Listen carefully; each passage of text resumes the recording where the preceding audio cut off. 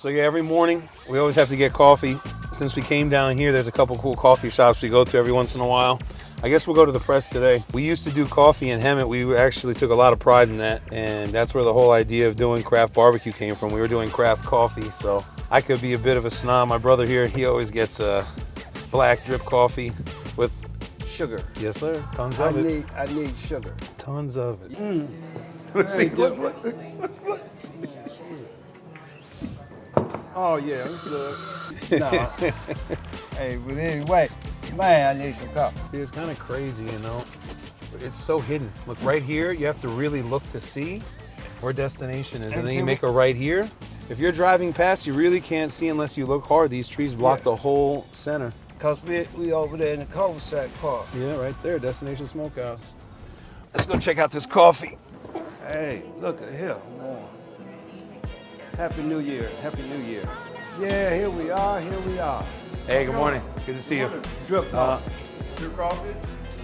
Don't fill it all the way up because I want to put some sugar in it. Can I get a small hot latte with added shot? And can you make it with heavy cream, please? Yeah, that'll be it. Oh, cameraman, you want any coffee? No, I'll do black coffee. Just black? Yeah. Another black coffee. Man, I can't wait. Let me go down there and get this sugar ready now. Thank you. Yep, of course. All right. Hey. Oh, he's gonna do the sugar thing. Yeah. Go ahead and get that. That's hilarious. Hey, this is what we meant by sugar. Hey, y'all don't try this at home if y'all don't know nothing about this here, cause this right here, everybody can't do this. Thank you. This is going to be very good. Very good. Yeah, let me make sure. I had a sip of one of his by accident one time because I thought it was my cup. Boy. It was like kind of like cough syrup, to be honest with you. It was different. Hey, different. Oh yeah, it's good.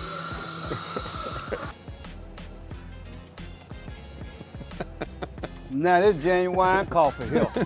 Yes sir, we out here. This is what we do in the morning, me and Nick. We always be out here messing around, but we get us some coffee though. Hey Nick, you want some of this, man? Nah, I'm man, good. this is the coffee I'm you good. should be drinking. You drinking them all good. funny little coffee.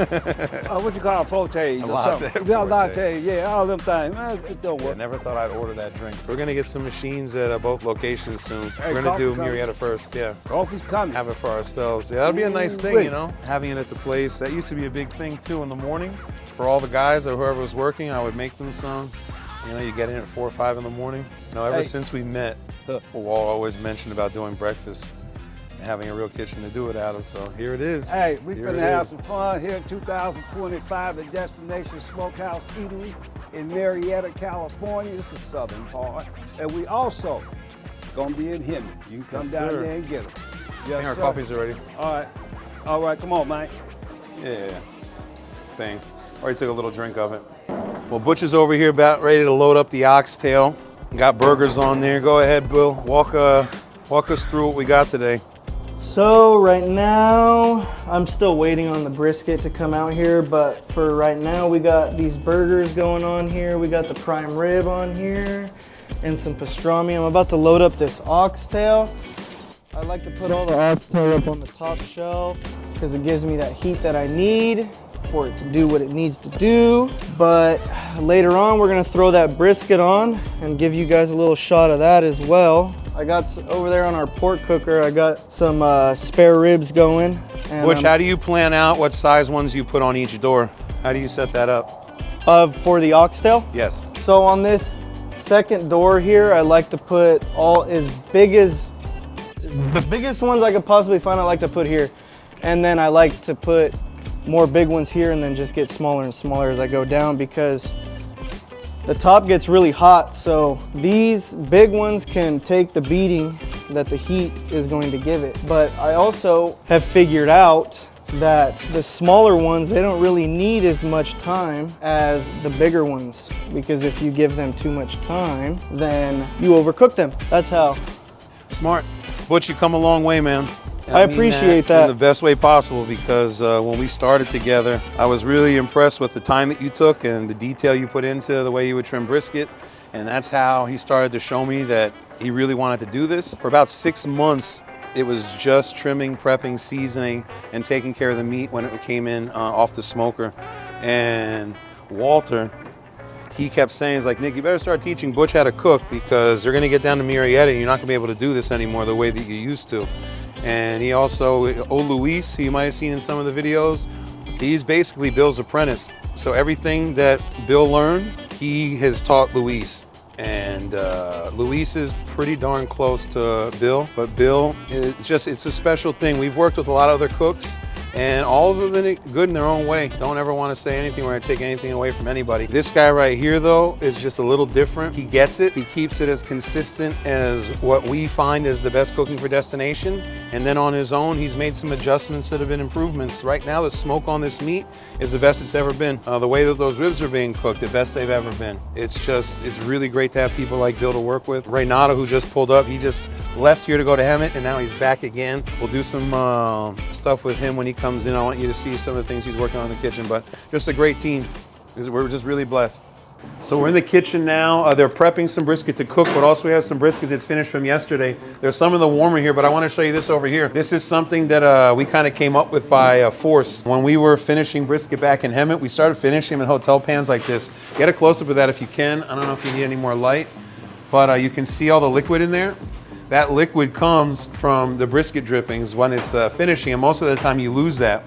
So we started catching it and then started using it. And there's been a lot of things in the kitchen we've used for that. We also like to finish sometimes with the foil boat method. We've done that, and we've really liked that too. You keep a lot more smoke flavor on, and also the bark stays really nice and crispy.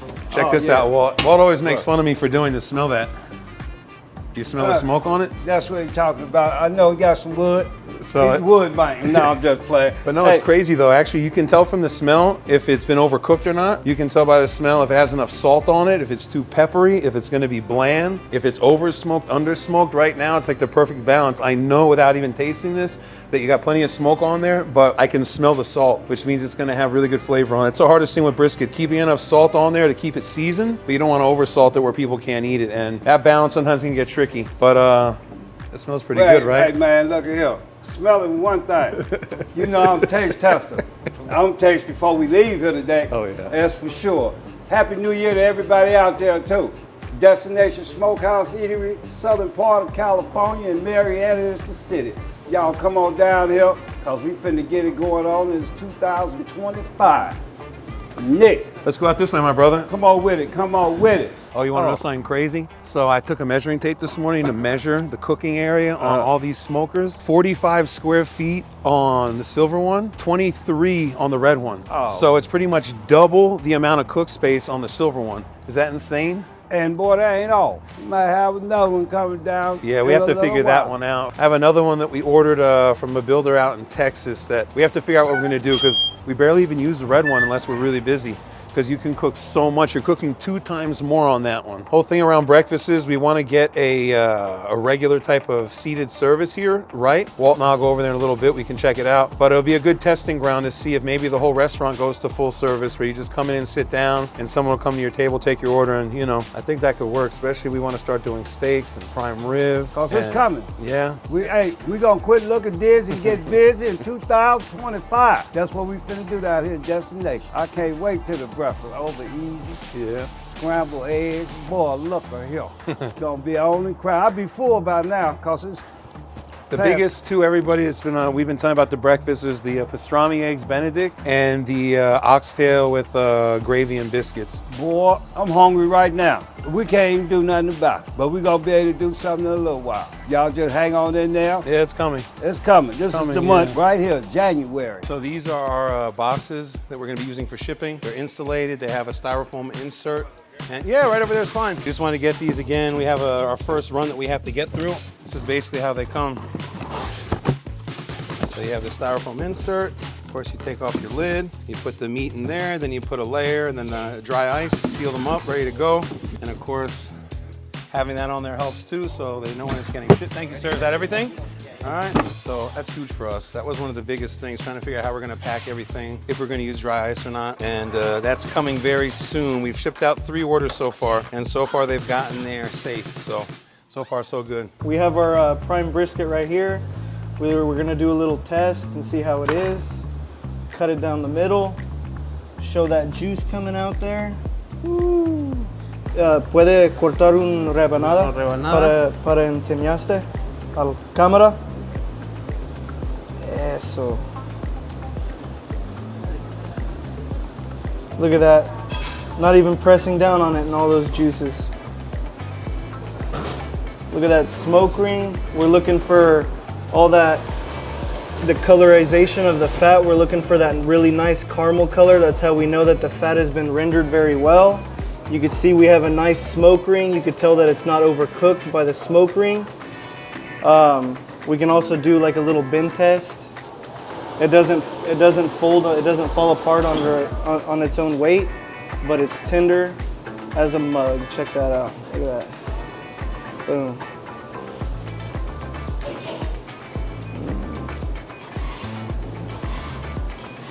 Boom. We got our turkey that we just pulled off about 20 minutes ago. It's got a nice good resting period. All the juices have had a nice good chance to rest back in there. So let's check the quality of this. Look at that. Juicy. You can see that juicy, and it's not dry. Give it a little squeeze, get some juices out of there. Look at that. Boom.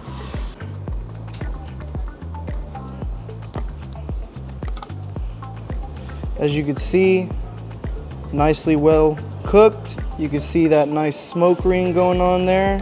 Got a nice bark on the outside. Go ahead and give it a try. Oh, is this ragu? Mm-hmm. That looks really nice. Let's see what we got here. Come on. Get down, boy. Look at this. This is what we do. This is what we do. Phenomenal. Wow. Great, That's right? next level. That's the best it's been in a minute. Wow. Old Bill over here and old Luis putting it together. Hey, Mike. Wow. Yeah, I was just explaining how we do All that moisture on there. our quality tests every morning. Boy, look at here. That's pure D turkey. Pure D smoke. Bill smoke. Y'all remember this. You don't need no teeth for the meat at destination. Pause that, did. No.